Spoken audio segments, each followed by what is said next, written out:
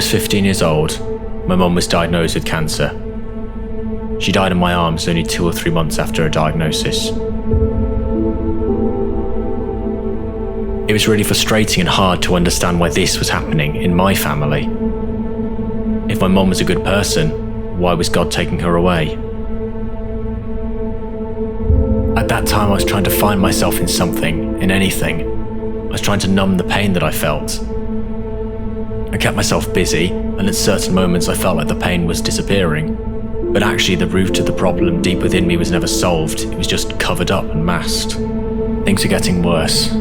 It was like this very cold, unpleasant feeling that I was constantly trying to avoid and run away from. I wanted something warm. I wanted reassurance that tomorrow was going to be better and that I would somehow find my way out of this dark situation. I realized that this world doesn't have an answer. And in that moment of realization, I decided I wanted to change everything. I grew up in a Christian home, and since childhood I knew who God was. But after what happened to me and my mum, after she died in my arms, I realized that I didn't know the first thing about God, whether he even existed. In that dark time, I came to him in a panic. I wanted to understand, and if the answer was in God, I wanted to know exactly what that answer was. I started to understand that I needed a personal and intimate relationship with him. I wanted to experience it, to be able to comprehend it.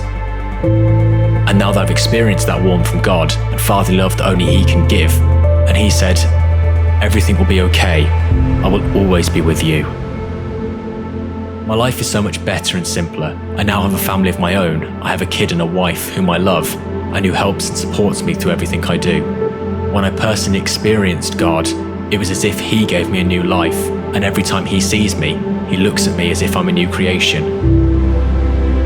For me, this is true happiness.